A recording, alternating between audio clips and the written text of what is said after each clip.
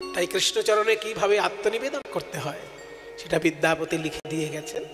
সুদনদা আপনাদের কাছে সেই পদ পরিবেশন করবে। আমি ওকে বলেছি যে বাংলার সর্বশ্রেষ্ঠ সম্পদ হচ্ছে কীর্তন গান। বাঙালি জাতির এটা খুব গর্বের বিষয় যে কীর্তনের মতন একটা শুদ্ধ সঙ্গীত আমাদের কপালে এসে জুটেছে। আমরা যেন সেই কীর্তনের মর্যাদা রক্ষা করে গাইতে পারি। ও চেষ্টা করে ওর মতন করে যতটা পারে কীর্তনের মর্যাদা রক্ষা করেই ও গান গায়। আপনারা আশীর্বাদ করবেন ও যেন কীর্তনের রস উপলব্ধি করে গাইতে পারে। নিতাই গৌর হরি বল। হঠাৎ করে সম্প্রদায়ের মধ্যে থেকে গান গাইতে বললে তো একটু চিন্তায় পড়ে যাওয়া হয়, কিন্তু আপনারা সবাই নিজ কন্যা সম ভেবে আমাকে আশীর্বাদ করবেন, আমি যতটুকু পারবো চেষ্টা করব। বিদ্যাপতি ঠাকুরের রচিত নিবেদনের একটি পদ সুদামা শ্রীকৃষ্ণের চরণে নিজ সখ্য ভাব কেমনভাবে প্রকাশ করছেন, আমরা সেই নিয়ে পদটি শুনব। হে মাধব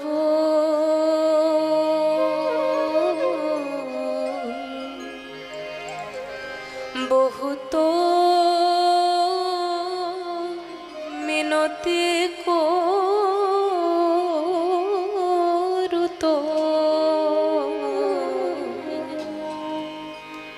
হে মাধব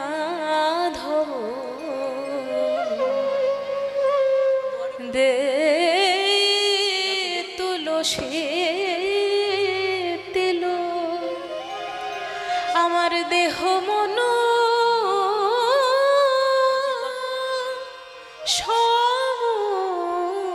সমর্পণু দয়া জানি ছোড়াবে মন আমার গণইতে দোষ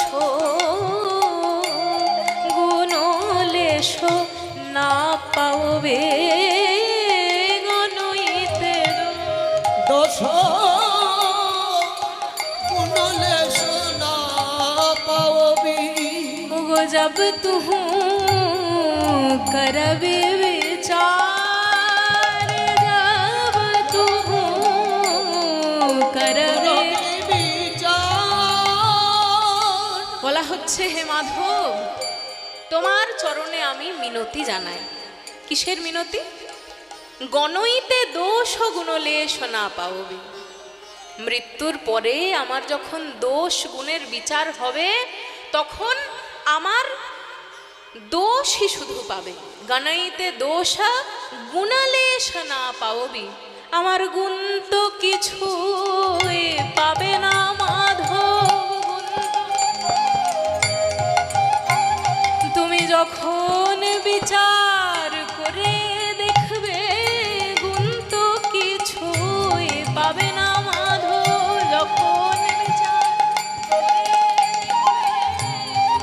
দেখবে পাবে না মাধব, গণইতে দোষ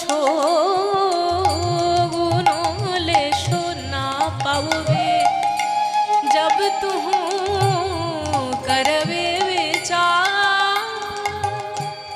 তখন ভগবান বলছেন বাহ তুমি তো ভারী চালাক প্রকৃতির মানুষ, তুমি জানো যে তোমার কোনো গুণ নেই, তবু তুমি আমার নাম ধরে ডাকাডাকি করে বলছো কি করে? আমার কাছে বলার জন্য তোমার যে সাহস দরকার সেই সাহসটা তোমার কাছে এলো কেমন করে?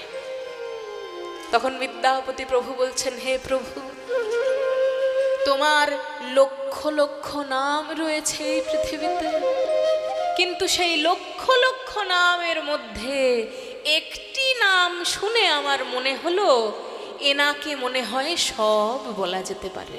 সেই নামটি কি?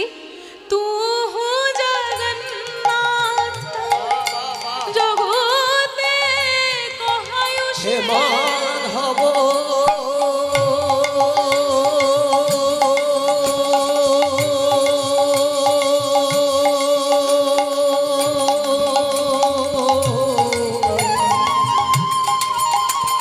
হে মা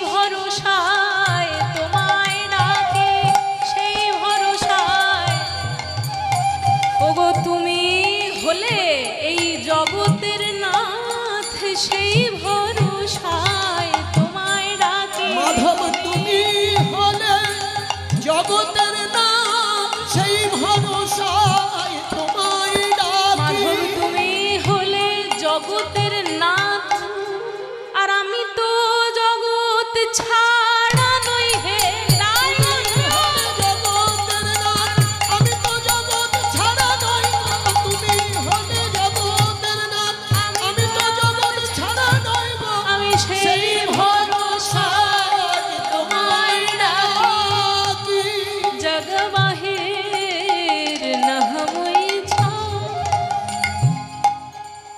এবার বলছেন যে তুমি মনুষ্যরূপে জন্মগ্রহণ করেছো তাই তুমি এতগুলো কথা বলতে পারলে। এবার তুমি যদি মানুষ রূপে জন্মগ্রহণ নাই করতে, যদি তুমি কীট পতঙ্গ গরু ছাগল এই রকম কোনো জন্মে জন্মগ্রহণ করতে, তাহলে কি তুমি এতগুলো কথা বলতে পারতে? Man is a rational animal, rational animal, বুদ্ধিমান মানুষ, তাই তুমি এতগুলো কথা বলতে পারলে। যদি মানুষ না হতে তাহলে তো এতগুলো কথা বলতে পারতে না। তখন বিদ্যাপতি ঠাকুর বলছেন, হে প্রভু, পরজন্মে আমি কেমন রূপে পৃথিবীতে আসবো তা জানি না, তাই এই জন্মে যখন মানুষ রূপে জন্মগ্রহণ করতে পেরেছি, পরের প্রত্যেকটি জন্মের জন্য আমি একটি প্রার্থনা করে গেলাম। সেই প্রার্থনা কি? কি মানুষ পশু পাখি কে জন্মে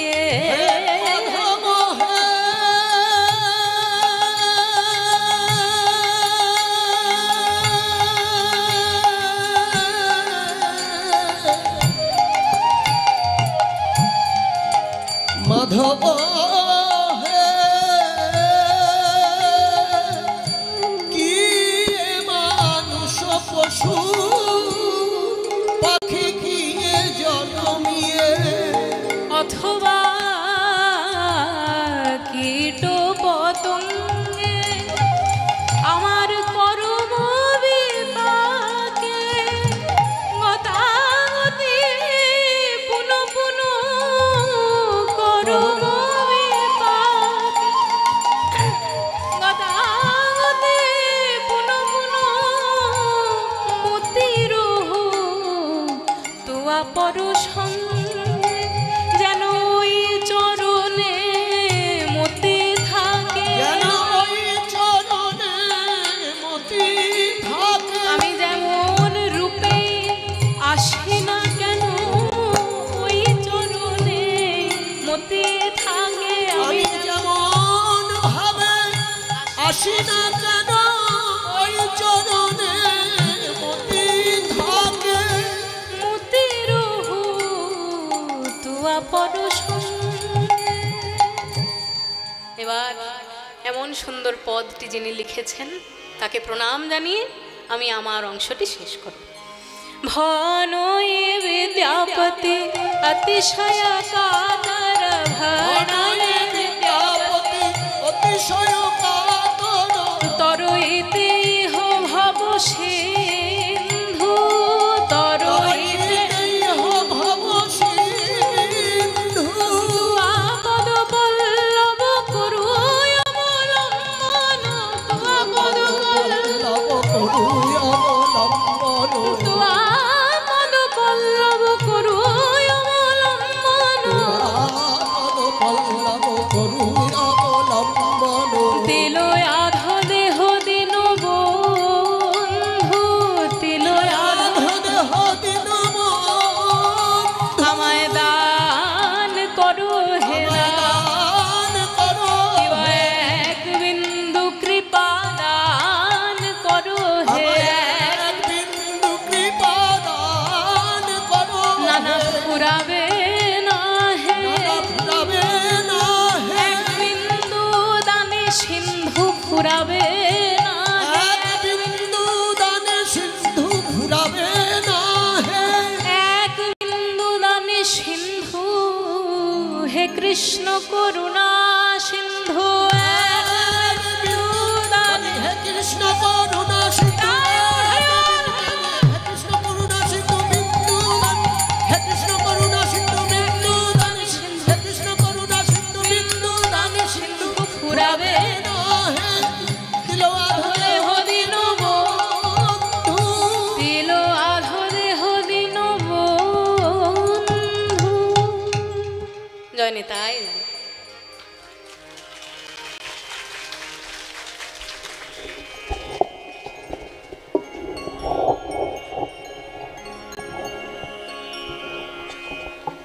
জয় নিতাই। আপনারা আশীর্বাদ করবেন। ওকে আমি একটাই কথা বলেছি যে বাঙালির খুব আত্মসম্মানের একটা সঙ্গীত হচ্ছে কীর্তন গান। অন্যান্য গান নিশ্চয়ই খুব ভালো জিনিস, কিন্তু কীর্তন গানে সাহিত্যে, দর্শনে, ভক্তি এবং বাংলার ইতিহাস, বাংলার সংস্কৃতির সঙ্গে এমন ওতপ্রোত প্রাণের সম্পর্ক, এই জিনিস অন্য গানে পাওয়া যায় না। সেই জন্য যথাসাধ্য পড়াশোনা করে এবং যথাসাধ্য জ্ঞান অর্জন করে কীর্তনের রস উপলব্ধি করে যেন কীর্তনটা গাইতে পারে, এটা আমি ওকে বলেছি। আপনারা আশীর্বাদ করবেন ও যেন সেই পথে এগিয়ে যেতে পারে। নিতাই গৌর প্রেমানন্দে হরি বল। যাই হোক, যখনই সুদামাকে বলে, ওরে সুদামা, চরণ সেবা করছে কৃষ্ণ সুদামার। শেষকালে হঠাৎ কৃষ্ণ বললে, এই সুদামা, একটা কথা কিন্তু বলতে হবে তোকে। আমরা যখন পড়াশোনা করতাম শান্তিপনি মুনির বিশ্ববিদ্যালয়ে, আমাদের সেই ভিক্ষে করে দক্ষিণা দিতে হতো না। বাবার থেকে পয়সা আসবে আর মাস্টারমশাই পড়াবে, বা সরকার পয়সা দেবে মাস্টারমশাই পড়াবে, এটা তখনকার দিনে ছিল না। কারণ সরকার যদি মাস্টারদেরকে মাইনে দেয়, তাহলে সরকারের কথা শুনতে মাস্টাররা বাধ্য থাকবে। আমার কথা যদি কারোর কানে, কারোর বুকে গিয়ে খোঁচা লাগে, দয়া করে আমাকে দোষ দেবেন না। কারণ শাস্ত্র পাঠ করে আমার যতটুকু উপলব্ধি হয়েছে আমি সেইটা বলি। কারোর খোঁচা লাগলে আমার করার কিছু নেই। যদি সরকার কাউকে টাকা দিচ্ছে, শিক্ষককে যদি টাকা দেয় সরকার, তাহলে সরকার বলবে তুমি আমার কথা শুনতে বাধ্য। সেই জন্য আগেকার দিনে সরকারি টাকায় পড়াশোনা হতো না। গ্রামে গিয়ে ছাত্ররা ভিক্ষা করে এনে শিক্ষককে দান করতো ভিক্ষা, আর সেই ভিক্ষায় শিক্ষক ছাত্রদেরকে পড়াশোনা করাতো। ওই জন্য তখনকার দিনে ব্রহ্মচারী মাত্রেই ভিক্ষা করে এনে গুরুকে দেবে, তবে শিক্ষা দেবেন, এরা ছিল তখনকার দিনে। তা দক্ষিণা ঠিকঠাক দিয়েছিস তো গুরুদেবকে? তখন বলছে যে দেখ, দক্ষিণা তুইও দিয়েছিস, আমিও দিয়েছি, তো এত বছর পর আবার জিজ্ঞাসা করছিস কেন? বলে, আরে কিছু কিছু ফাঁকিবাজ লোক থাকে, তারা দক্ষিণা না দিয়ে খুব আনন্দে থাকে, কিন্তু তারা জানে না যে গুরুকে ফাঁকি দিলে আসলে সেটা নিজেকেই ফাঁকি দেওয়া হচ্ছে।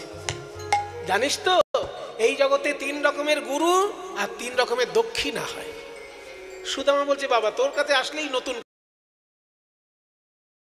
কথা শোনা যায়। আমরা তো এতদিন জানতাম যে গুরু 2 রকমের হয়, দীক্ষা গুরু, শিক্ষা গুরু। কি বাবা? দীক্ষা গুরু যিনি মন্ত্র দিয়ে মন্ত্ররূপী ঈশ্বরকে আমার হৃদয়ে প্রতিষ্ঠা করেছেন, তিনি হলেন দীক্ষা গুরু। আর শিক্ষা গুরু যিনি আমার জীবনে এগিয়ে যাবার পথ যিনি শিখিয়ে দিয়েছেন, তিনি শিক্ষা গুরু। তাহলে আবার 3টে গুরুর 3টে দক্ষিণা কেন বলছিস? বলে, শোন, গুরু 3 রকম, তার দক্ষিণাও 3 রকম। প্রথম গুরু কে জানিস? দীক্ষা গুরুও নয়, শিক্ষা গুরুও নয়। প্রথম গুরু হচ্ছে পিতা মাতা। জনক প্রথম গুরু জন্ম যাহা হইতে, জনক প্রথম গুরু জন্ম যাহা হইতে, জনক প্রথম গুরু জন্ম যাহা হইতে, জনক প্রথম গুরু জন্ম যাহা হইতে, পিতা মাতা আদি গুরু কহি তোমার সাক্ষাতে, পিতা মাতা আদি গুরু তোমার সাক্ষাতে। বলছে জনক প্রথম গুরু, বাবা মা হচ্ছেন প্রথম গুরু। যে বাবার জন্য আমি ছোট থেকে বড় হয়েছি, যে মা আমাকে গর্ভে ধারণ করে আমাকে এই পৃথিবীতে এনেছেন, তারা হলেন প্রথম গুরু। তাহলে বাবা মা যদি গুরু হন, তার দক্ষিণা কি? বাবা মা যদি গুরু হন, তাকে টাকা দিয়ে দিলে কিন্তু দক্ষিণা হয় না। বাবা মার প্রতি দক্ষিণা হচ্ছে বাবা মার সৎ উপদেশ মেনে চলা। বাবা মা যদি সৎ উপদেশ দেয়, আজকে জামুনিতে কীর্তন হচ্ছে, চল বাবা শুনতে চল, সঙ্গে সঙ্গে ছেলে বলবে হ্যাঁ শুনতে যাব, বলবে না যে আমার যে টিউশন আছে, এই আমার এখনই ক্লাস আছে, ক্লাস পরে হবে।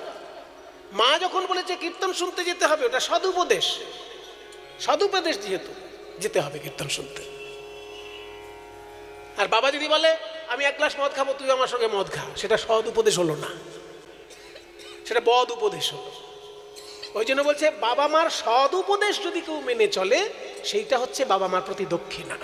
কারণ বাবা মার ঋণ কোনোদিন টাকা দিয়ে শোধ করা যায় না, বাবা মার সদ উপদেশ পালন করাটাই দক্ষিণা। তাহলে দ্বিতীয় গুরু কি? ওই যে তুই বললি দীক্ষা গুরু আর শিক্ষা গুরু। যিনি হৃদ মন্দিরে মন্ত্রময় ঈশ্বরকে প্রতিষ্ঠা করেন, তিনি দীক্ষা গুরু। আর যিনি জীবনে এগিয়ে যাবার পথ দেখিয়ে দেন, তিনি শিক্ষা গুরু। এই 2 প্রকারের গুরুরই মাঝখানের গুরু। তাদের দক্ষিণা কিরকম? দ্বিতীয়তে মন্ত্রদাতা রূপে, শিক্ষাদাতা রূপে বৈষ্ণব ব্রাহ্মণ। দীক্ষাদাতা শিক্ষাদাতা রূপে বৈষ্ণব ব্রাহ্মণ। দ্বিতীয় প্রকার গুরু এই কহিলাম এখন। দ্বিতীয় প্রকার গুরু এই কহিলাম এখন। দীক্ষাদাতা শিক্ষাদাতা রূপে বৈষ্ণব ব্রাহ্মণ, দ্বিতীয় প্রকার গুরু এই কহিলাম এখন। শিক্ষা যিনি দেবেন তিনিই ব্রাহ্মণ, যে জাতিতেই জন্মগ্রহণ করেন, শিক্ষার সঙ্গে যুক্ত যে, সেই ব্রাহ্মণ। কাজে শিক্ষাদাতা এবং দীক্ষাদাতা রূপে বৈষ্ণব ব্রাহ্মণ। ব্রাহ্মণ মানে কি? এই খুব ছোট ছোট জিনিস সাধারণ মানুষ জানে না, আজকে জানিয়ে দিচ্ছি আপনাদেরকে। ব্রাহ্মণ শব্দের অর্থটা কি? ব্রহ্মের সঙ্গে যার সম্পর্ক আছে, ব্রহ্মের সঙ্গে যার আত্মিক সম্পর্ক, তাকে বলে ব্রাহ্মণ। ব্রহ্ম কাকে বলে? ব্রহ্ম শব্দের মানে কি? ব্রহ্ম শব্দের মানে হচ্ছে বৃহৎ, সব থেকে বড় যিনি, তিনি হলেন ব্রহ্ম। তাকে মুসলমানরা আল্লাহ বলতে পারে, খ্রিস্টানরা গড বলতে পারে, হিন্দুরা নারায়ণ, রাম, কৃষ্ণ, হরি, গৌর বলতে পারে, কালী বলতে পারে, দুর্গা বলতে পারে, যাই বলুক, সব থেকে বড় যে শক্তি তার নাম ব্রহ্ম। ব্রহ্ম শব্দের অর্থটাই হচ্ছে বড়।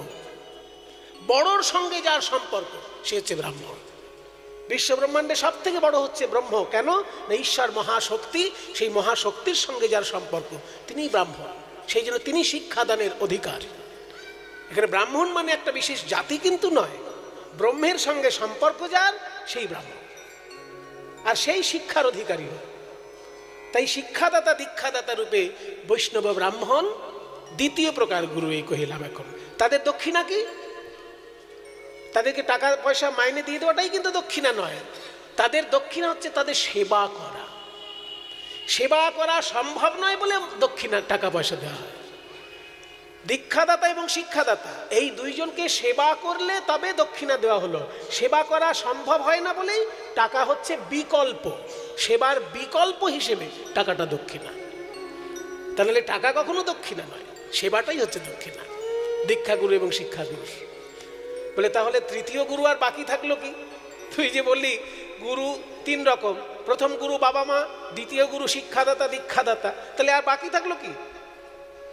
বলে দেখ, খেলার মধ্যে যে খেলে না সেও খেলার সঙ্গে যুক্ত থাকে, তার নাম আম্পায়ার,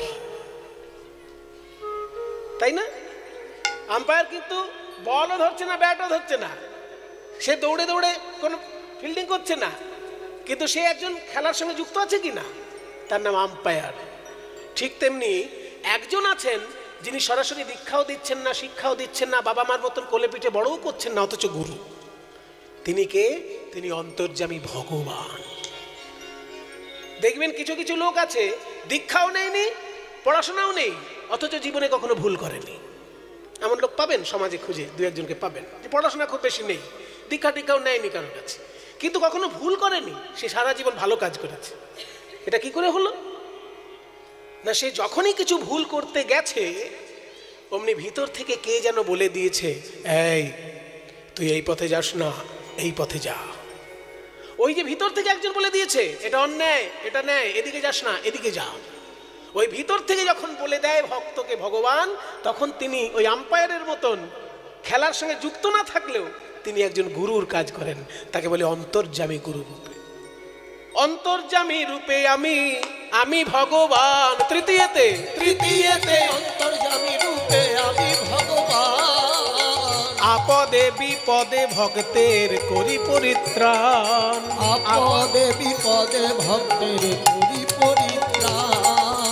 তৃতীয় গুরু হচ্ছেন ভগবান এবং তিনি সবসময় আমাদের ন্যায় অন্যায় বলে দেন, আপদে বিপদে রক্ষা করেন। এই তৃতীয় গুরু যদি ভগবান হয় তার দক্ষিণা কি? এই যে কষ্ট করে কীর্তন শুনছেন ঠান্ডার মধ্যে, আজকাল মোবাইলের দৌলতে সবার ঘরে ঘরে কীর্তন পৌঁছে গেছে বাবা। যে কীর্তন গানে জানে তারও বাজার আছে, যে কীর্তন গান জানে না তারও বাজার আছে। কারণ ইউটিউব, কারণ মোবাইলের মধ্যে দিয়ে আজকে কীর্তনের একদম ঘরে ঘরে বন্যা বইছে। তবুও দেখুন আপনারা 20 বছর 10 বছর আগেও যেমনভাবে কীর্তন শুনতে এসেছিলেন এখানে, সেইভাবে। আমি তো ভেবেছিলাম মোবাইলের জ্বালাতনে হয়তো সংখ্যা কমে যাবে শ্রোতার, কিন্তু কই কমেনি তো। মোবাইলের জন্য কোনো শ্রোতার সংখ্যা কমেনি। কারণ কি? আপনারা ভালোবাসেন।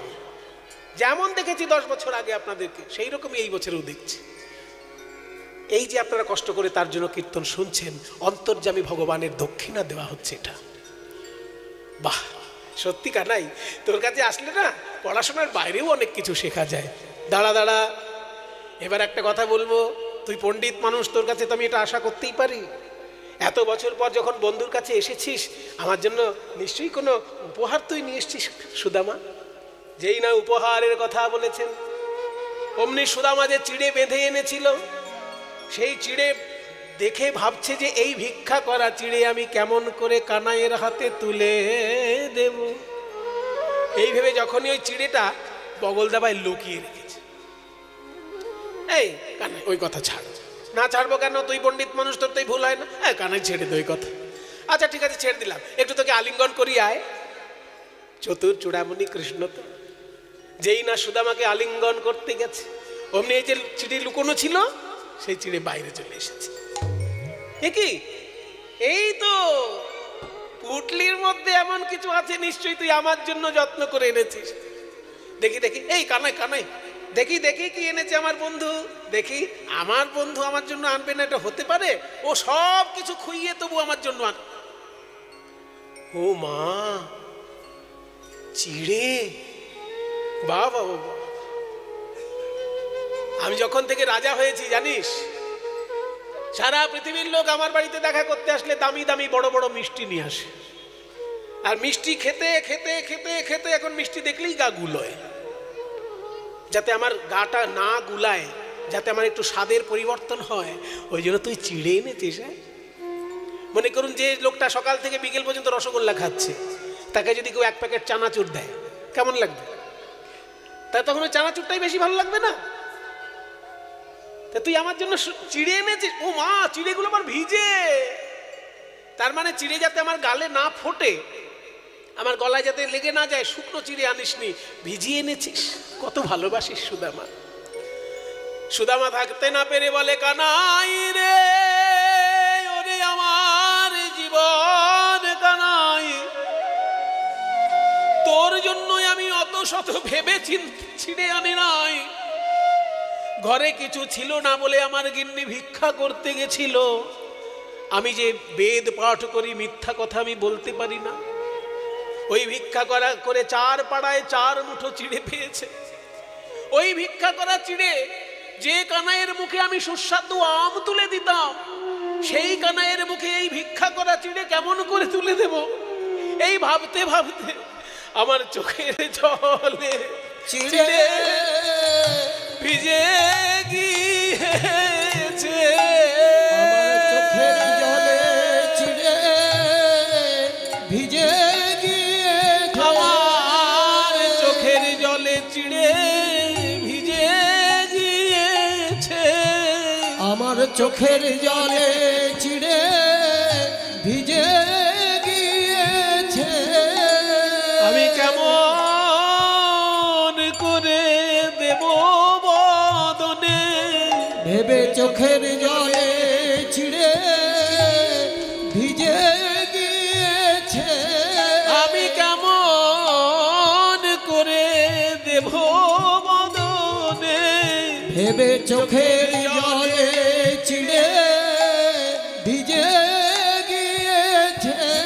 আমি কেমন করে দেব বদনে, যে বদনে ননি দিতে আমার কর কমে।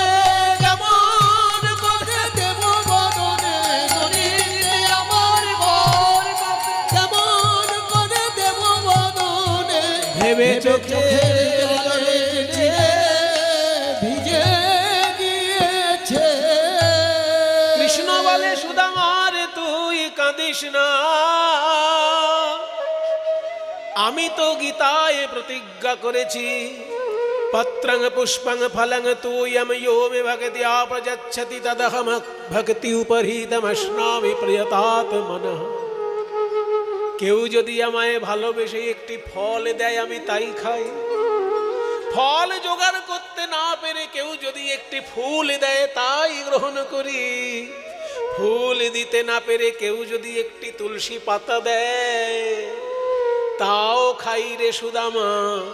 আর পাতাও না পেয়ে কেউ যদি শুধু গঙ্গা জল নিয়ে বলে হে গোবিন্দ আজ আমার কিছুই জোটে নয়, তুমি এই জল পান করো, আমি সেই জলই পান করি রে সুদামা। তুই আবার দাঁড়ে দাঁড়ে ভিক্ষা করে চিড়ে এনে দিয়েছিস, আমাকে তো কত মূল্যবান প্রসাদ দিয়ে সবাই ভোগ দেয়, আয়োজনে আয়োজনে মন্দিরে মঠে মন্দিরে ঘরে ঘরে আমায় পূজা করে সবাই, কিন্তু এমন ভাবে চোখের জলে ভিজা চিড়ে কেউ তো দেয় না, চোখের জলে ভিজা চিড়ে কেউ তো দেয় না। হে গোবিন্দ সেবা সেবা করো বলে চোখের জলে ভিজা চিড়ে কেউ তো দেয় না। হে গোবিন্দ সেবা সেবা করো বলে চোখের জলে ভিজা চিড়ে কেউ তো দেয় না। ওরে সুদামা তোর এই ভিক্ষা করা চিড়ে তাও আবার চোখের জলে ভিজানো, তাতে আমি এত আনন্দ পেলাম। এই দেখ তোর সামনে আমি এই চিড়ে খাচ্ছি, শুধু ভক্ষণ করছি তা নয়, আমি তোর কাছে কথা দিলাম আগামী কলিযুগে কোনো জীব যদি ভিক্ষা করা চিড়ে দিয়ে আমায় মালসা ভোগ সাজিয়ে দেয়, আমি গৌরাঙ্গ মহাপ্রভু রূপে সেই মালসা ভোগের চিড়ার প্রসাদ খাবো। সেই জন্য কলিযুগে ঘরে ঘরে মহাপ্রভুর ভোগ যখন হয়, দাঁড়ে দাঁড়ে ভিক্ষা করা অর্থে ওই চিড়ির ভোগ দেওয়া হয়।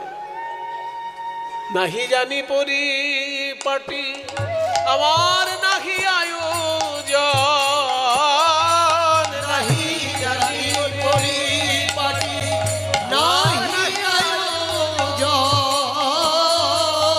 সুখারুখা এক মুষ্টি করো ভক্ষণ হরে হরে, সুখারুখা এক মুষ্টি করো ভোজন ভজপতি তৈধারণ শ্রী গৌর হরি, শ্রী গৌর হরি নবদ্বীপ বিহারী, শ্রী গৌর হরি গৌর হরি নবদ্বীপ বিহারী, গৌর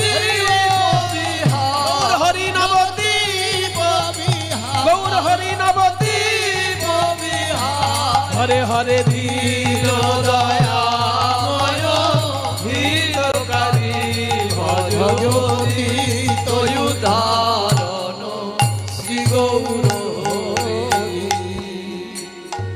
দেখুন, একজন বলছিলেন বাংলাদেশের পদকর্তা ছাড়া কীর্তন গান অসম্পূর্ণ। একদম ঠিক কথা। বাংলাদেশ তো আলাদা কোনো দেশ নয়, ভারতবর্ষের সংস্কৃতিরই এক অংশ। বৈষ্ণব আন্দোলনটা গোটাটাই পশ্চিমবঙ্গ পূর্ববঙ্গ মিলিয়ে। বৈষ্ণব আন্দোলন শুধুমাত্র পশ্চিমবঙ্গের জিনিস নয়, বাংলাদেশেরও। এবার কিছু অপদার্থ লোক দেশ ভাগাভাগি করে দিয়ে গেছে, তার অভিশাপ আমাদেরকে বহন করে চলতে হচ্ছে। তাহলে এই যে এত সুন্দর পদটা আপনারা শুনলেন, এটা তো নরোত্তম দাসের লেখা। আর নরোত্তম দাস জন্মেছেন কোথায়? রাজশাহী জেলার রাজপুত্র তিনি। তাহলে তার পদ ছাড়া বৈষ্ণব জগৎ সম্পূর্ণ হয় কি? নরোত্তম দাস ঠাকুরের পদ ছাড়া বৈষ্ণব সাধনা অসম্পূর্ণ।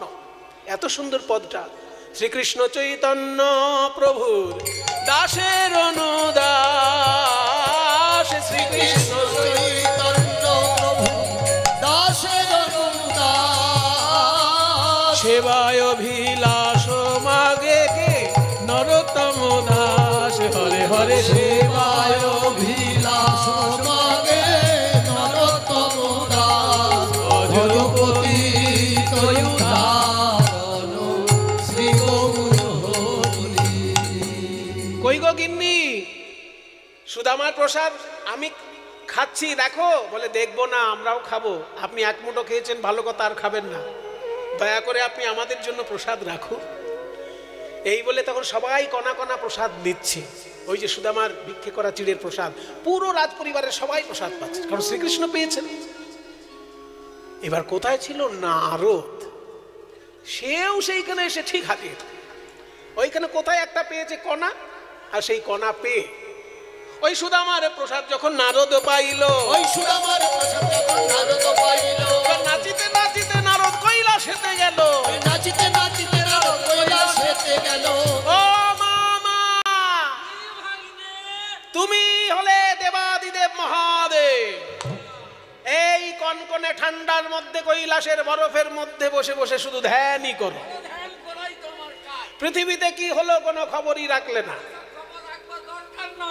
হ্যাঁ, বলছে অফিসার ফিট করা আছে, তার মানে আমি তোমার একজন ইনফরমেশন অফিসার। তাই হলো, জানো সুদামার ভিক্ষা করা চিড়ে, সেই ভিক্ষা করা চিড়েতে এত প্রেম যে আমি এক কণা পেয়েছি আর নাচতে নাচতে তোমার কাছে হাজির হয়েছি। তোমার জন্য তো আনতে ভুলে গেছি। তবে এই নখ দিয়ে আমি চিড়ে ভেঙেছিলাম তো, এই নখের মধ্যে বোধহয় এক কণা একটু গুঁড়ো আছে, দেবো? আচ্ছা, হা কর। নখাগ্রের প্রসাদ যখন পাইল, ওই নখাগ্রের প্রসাদ শিবের বদনেতে দিল, নখাগ্রের প্রসাদ শিবের বদনেতে দিল, ওই নখাগ্রের প্রসাদ শিবের বদনেতে দিল। আরে তাই পেয়ে ভোলানাথ নাচিতে লাগিল, বলি তাই পেয়ে ভোলানাথ নাচিতে লাগিল। আনন্দ ধরে না, আনন্দ ধরে না, আনন্দ ধরে না, আনন্দ ধরে না, আনন্দ ধরে না, চিড়ার পেয়ে আনন্দ ধরে না, চিড়া প্রসাদ পেয়ে শিবের আনন্দ ধরে না। তাই পেয়ে ভোলানাথ নাচিতে লাগিল। তাই পেয়ে ভোলানাথ নাচিতে লাগিল। বলে বাবা কৈলাস তো কাঁপছে, মামাও নাচছে, ভাগ্নেও নাচছে, ব্যাপারটা কি? বলে ব্যাপারটা হলো সুদামার প্রসাদ। সুদামার ভিক্ষা করা চিড়েতে চোখের জল, এতে এমন অমৃত যে সেই অমৃতের স্বাদ পেয়ে আমরা নাচছি। দুর্গা বলছেন তাহলে আমার ভাগ্যে জুটলো না? বলে না, আর তো নেই। তাহলে তোমরা শোনো, মামা ভাগ্নে আজকে প্রসাদ পেয়ে আনন্দ মনে নৃত্য করছো, এই প্রসাদ আগামী কলিযুগে আমি কি করব জানো? যখন জগন্নাথের ভোগ লাগবে, সেই জগন্নাথের ভোগের প্রসাদ যখন আমার মন্দিরে আসবে, আমি আদেশ দেব এই প্রসাদ যেন জনে জনে বিতরণ হয়। সেই জন্য জগন্নাথের প্রসাদ জগন্নাথের মন্দির থেকে মা বিরজার কাছে যায়, আর মা বিমলার আদেশে সেই প্রসাদ আনন্দ বাজারে বিক্রয় হয়। আমি দাঁড়ে দাঁড়ে বিকাবো, দাঁড়ে দাঁড়ে বিকাবো, জগন্নাথের মহাপ্রসাদ দাঁড়ে দাঁড়ে বিকাবো, জগন্নাথের মহাপ্রসাদ দাঁড়ে দাঁড়ে বিকাবো। জগন্নাথের প্রসাদ পেয়ে সবার জীবন ধন্য হবে। জগন্নাথের ওই সবার জীবন ধন্য হবে, জগন্নাথের প্রসাদ পেয়ে সবার জীবন ধন্য হবে। জগন্নাথের প্রসাদ আমি দাঁড়ে দাঁড়ে বিকাবো। 10 দিন সুদামার কাছে শ্রীকৃষ্ণের কাছে সুদামা রইলেন, কিন্তু কোনোদিন হাত পেতে কিছু চাইলেন না, দুঃখের কথা জানালেনও না। সুদামা যখন চলে যাচ্ছে, একটা কথা বলতে বলতে যাচ্ছে, কানাই তোর কাছে আমি কিচ্ছু চাই না রে, এতদিন পরে বন্ধু বলে যে তুই আমাকে বুকে জড়িয়ে ধরেছিস, এটাই আমার কাছে সব থেকে বড় পাওনা। সুদামার সেই মুখের বাণীটা ভাগবতের শ্লোকে লেখা আছে। শ্লোকটা হচ্ছে ক্বাহম দরিদ্র, ক্বাহম মানে কোথায় আমি এক দরিদ্র, আমার নাম সুদামা। ক্বাহম দরিদ্র পাপিয়ান, আর ক্বা কৃষ্ণ শ্রীনিকেতন, কোথায় শ্রীকৃষ্ণ যার চরণে লক্ষ্মী বাঁধা। শ্রীনিকেতন, শ্রীনিকেতন মানে কি? শান্তিনিকেতন, শ্রীনিকেতনে আপনার বাস করেন। দেখুন এই শব্দটা ভাগবতের পাতায় রয়েছে, ভাগবতে রয়েছে শ্রীনিকেতনের নাম। বলছে ক্বাহম দরিদ্র পাপিয়ান ক্বা কৃষ্ণ শ্রীনিকেতন। তাহলে শ্রীনিকেতন মানে কি? শুনে রাখুন, এগুলো কেউ বলবে না। শ্রী মানে লক্ষ্মী, আর নিকেতন মানে বাড়ি। শান্তি নিকেতন মানে শান্তির বাড়ি, আশ্রয়। তাহলে শ্রী মানে লক্ষ্মী, নিকেতন মানে বাড়ি, মানে লক্ষ্মীর গৃহস্বরূপ গোবিন্দের ওই রাঙাচরণ। তাই কোথায় আমি দরিদ্র সুদামা, আর কোথায় লক্ষ্মী চরণে বাঁধা রয়েছে যার, সেই কৃষ্ণ। কিন্তু সে আমাকে বন্ধু বলে বুকে জড়িয়ে ধরেছে। ব্রহ্মবন্ধু রীতি স্মাহম বাহুভ্যাং পরিরম্ভিত। সে যে আমায় বুকে জড়িয়ে ধরেছে দুটো হাত দিয়ে, এটাই আমার জীবন ধন্য। ক্বাহম দরিদ্র পাপিয়ান ক্বা কৃষ্ণ শ্রীনিকেতন ব্রহ্মবন্ধু রীতি স্মাহম বাহুভ্যাং পরিরম্ভিত। কাহং দরিদ্র পাপিয়া কৃষ্ণ শ্রী নিকেতন ব্রহ্মবন্ধু রীতি স্মহা বাহুভ্যাম পরিরম্ভিত। প্রেম মৈত্রী বন্ধুত্ব মন হোক তারি সনে গো। প্রেম মৈত্রী বন্ধুত্ব মন হোক তারি সনে গো। আমি আর কিছু চাই না রে। প্রেম মৈত্রী বন্ধুত্ব মন আর কিছু চাই না গো। যেন জন্মে জন্মে বন্ধু হতে পারি, আর কিছু চাই না। আর কিছু চাই না। যেন জন্মে জন্মে বন্ধু হতে পারি, আমি আর কিছু চাই না। ওই প্রেম মৈত্রী বন্ধুত্ব মন হোক তারি সনে গো। এই শুধু চাই আমি জনমে জনমে। এই শুধু চাই আমি জনমে জনমে গো। সেই জন্য সুদামা কলিযুগে গৌরাঙ্গ মহাপ্রভুর সঙ্গেও এসেছে। তার নাম হয়েছে সুন্দরানন্দ পণ্ডিত। সুন্দরানন্দ পণ্ডিত বন্দি বড় আসে গো। ফুটালো কদম্ব পুষ্প জাম্বিরের গাছে গো। সুন্দরানন্দ পণ্ডিত বন্দি বড় আসে গো। ফুটালো কদম্ব পুষ্প জাম্বিরের গাছে গো। বিদায় নিয়ে সুদামা যখন নিজের বাড়িতে এসেছে, দেখে কি রাজবাড়ি। এই ও কৃষ্ণদা, আগে কি এইখানে বিল্ডিং ছিল? সুব্রত দাকে জিজ্ঞেস করি। ও সুব্রত দা, সুব্রত দা, এই বিল্ডিং কি আগে ছিল? ছিল না তো? ওই দেখুন বিল্ডিং। হ্যাঁ ওই আর কি। আমি লীলার জন্য বিল্ডিং বলছি। মা দুর্গার এত সুন্দর মন্দির তৈরি হয়েছে, কত দেখতে ভালো লাগছে। কিন্তু আমি লীলার খাতিরে বলছি, এই যে প্রাসাদ কি আগে ছিল? কুড়ে ঘর ছিল, তাল পাতার কুড়ে ঘর ছিল। সবাই বলতো সুদামা ভিখারি ভিখারি। আর আমার এই বাড়ির জায়গায় এত বড় রাজপ্রাসাদ কে করলো?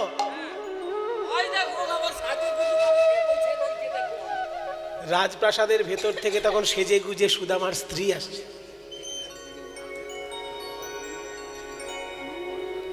বাহ! সুব্রতদা বললেন, এইখানে যে মন্দিরটি তৈরি হয়েছে, একদিকে মহাদেব, দেবাদিদেব মহাদেবের মন্দির, আর তার পাশে একদিকে রাধাকৃষ্ণের মন্দির থাকবে, মাঝখানটায় মা দুর্গার মন্দির থাকবে। কত সুন্দর একটা ভক্তির সুন্দর পরিমণ্ডল তৈরি হয়েছে এই জায়গাটা। মাঝখানে এই যে বিশাল মন্দির দেখছেন, একদিকে থাকবেন বাবা মহাদেব, একদিকে থাকবেন রাধাকৃষ্ণ, আর মাঝখানে থাকবেন মা দুর্গা। শাক্ত বৈষ্ণব শৈব সব একাকার, মিলেমিশে আমরা আনন্দ করতে পারবো। এই তো আমাদের ভারতবর্ষ। তাহলে এই যে মন্দিরটি সুন্দরভাবে তৈরি হচ্ছে, সকলে সহযোগিতা করে এর পরিপূর্ণ রূপ আপনারা দেবেন, এই প্রার্থনা সবার কাছে জানিয়ে রাখি। আর সুদামা বলছে যে আমার এই রাজপ্রাসাদ তো আগে ছিল না। তখন ভেতর থেকে সুশীলা দেবী সর্ব অলঙ্কারে সজ্জিতা হয়ে এসে বলছে, ওগো এই রাজপ্রাসাদ তোমারই রাজপ্রাসাদ। হ্যাঁ, বলে তুমি যখন কৃষ্ণের কাছে গেছো, তারপর একদিন দেখি মা লক্ষ্মী স্বয়ং এসে আমাকে গয়না দিয়ে সাজিয়ে দিলেন। আর একদিন স্বয়ং বিশ্বকর্মা এসে এই রাজপ্রাসাদ বানিয়ে দিয়ে বললেন, এখন থেকে আপনারাই হলেন এই রাজপ্রাসাদের রাজা আর রানী। তাই তুমি এই বাড়ির রাজা আর আমি হলাম রানী। যেখানে এই রাজপ্রাসাদ ছিল সেটা হচ্ছে গুজরাটে পোরবন্দর বলে জায়গাটির নাম। দেখুন কিভাবে ইতিহাস ভারতবাসী আমরা বিকৃত করে ফেলেছি, নিজেদের ইতিহাস। জায়গাটার নাম ছিল সুদামাপুরী। এত সুন্দর নাম ছিল সুদামাপুরী, সেখানে সুদামার নামটা বাদ দিয়ে দিল, কারণ ওখানে মুসলমানের শাসন ছিল তখন। ওইসব ধর্ম নাম বাদ দিয়ে শুধু পোরবন্দর নাম দিল। সুদামাপুরী বন্দর এরকম নাম ছিল, সুদামাপুরী, সেই সুদামার নামটা পুরো বাদ দিয়ে দিল, দিয়ে পোরবন্দর, পুরী বন্দর, সেটা পুরী বন্দর উচ্চারণ করতে পারতো না, নাম দিয়ে দিল পোরবন্দর। এখন পোরবন্দর শুনলে কেউ বুঝতে পারবে যে ওখানে সুদামার বাড়ি ছিল? কিন্তু সুদামাপুরী বন্দর বললে পরিষ্কার লোকে বুঝতে পারতো যে ওখানে সুদামার রাজপ্রাসাদ ছিল বা বাড়ি ছিল। সেই জন্য আমাদের দেশের সব ইতিহাস ভূগোলগুলো পাল্টে দিয়েছে মুঘলদের রাজত্বকালে। সেগুলো ধীরে ধীরে ঘুরে ফিরে আসছে, নতুন করে আসছে, কিন্তু ভালো লাগছে যে ইতিহাস তার নিজের রূপে প্রতিষ্ঠিত থাক, কারণ চাপিয়ে দেওয়া ইতিহাস আমরা কেন মানব? ওই জন্য সুদামাপুরী বন্দর জায়গাটার নাম, আসলে সুদামার নামটা বাদ দিয়ে হয়ে গেল পুরী বন্দর, সেখান থেকে বাইরের লোকেরা উচ্চারণ করতে লাগলো পোরবন্দর, এখন পোরবন্দর নাম হয়েছে। হাওড়া থেকে পোরবন্দর এক্সপ্রেস যায়, আপনারা কোনোদিন যদি যেতে চান একদম হাওড়া স্টেশনে বসবেন, সুদামার বাড়িতে গিয়ে নামবেন। জায়গাটির নাম পোরবন্দর, পোরবন্দর এক্সপ্রেস আছে, গিয়ে ওইখানে নেমে সুদামার মন্দির, তবে এখন ওই রাজপ্রাসাদও নেই আর বড় মন্দিরও নেই, ছোট্ট একটা মন্দির আছে সুদামার নামে। তবে হ্যাঁ, পোরবন্দরে গেলে একটা দুর্লভ জিনিস আপনারা কেউ যেন বাদ দেবেন না, সেটা হচ্ছে ওইখানে এক পণ্ডিতের বাড়িতে স্বামী বিবেকানন্দ মহাভাষ্য পাঠ করেছিলেন। মহাভাষ্য জিনিসটা কি?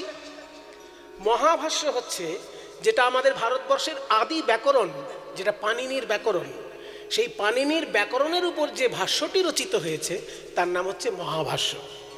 সেই পাণিনি ব্যাকরণের মহাভাষ্য যেটা, সেটা স্বামী বিবেকানন্দের পড়ার ইচ্ছা ছিল, কিন্তু ভালো পণ্ডিত পাচ্ছিলেন না। ওইখানে ভালো পণ্ডিত ছিল মহাভাষ্যের, স্বামী বিবেকানন্দ ওইখানে থেকে মহাভাষ্যটি পাঠ করেছিলেন। কাজেই এমন একটি বিখ্যাত জায়গা যেখানে সুদামা বাস করতেন এবং স্বামী বিবেকানন্দ ওখানে গিয়ে মহাভাষ্য পাঠ করেছেন। কাজেই বাঙালিরও খুব প্রাণের সম্পর্ক রয়েছে এই জায়গাটিতে। আমার প্রণাম করা হয়ে গেছে, আপনারা সময় মতন একটাবার কখনো গিয়ে প্রণাম করে আসবেন। তাই সবাই মিলে একবার সুদামার জয়ধ্বনি দিন, বলুন কৃষ্ণ সুদামা কি, কৃষ্ণ সুদামা কি, কৃষ্ণ সুদামা কি, জয় গৌর ভক্ত বৃন্দ, গৌরার প্রাণ, জয় গৌর ভক্ত বৃন্দ, গৌর যার প্রাণ।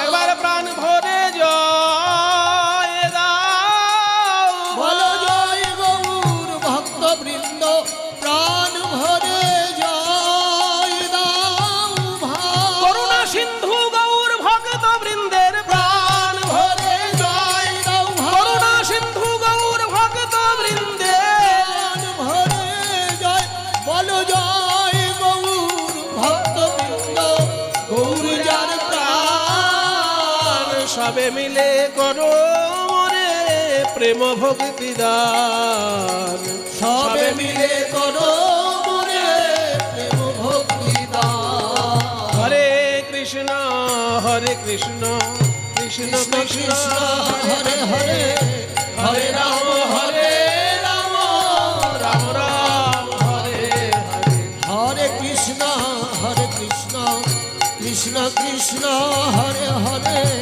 হরে রাম হরে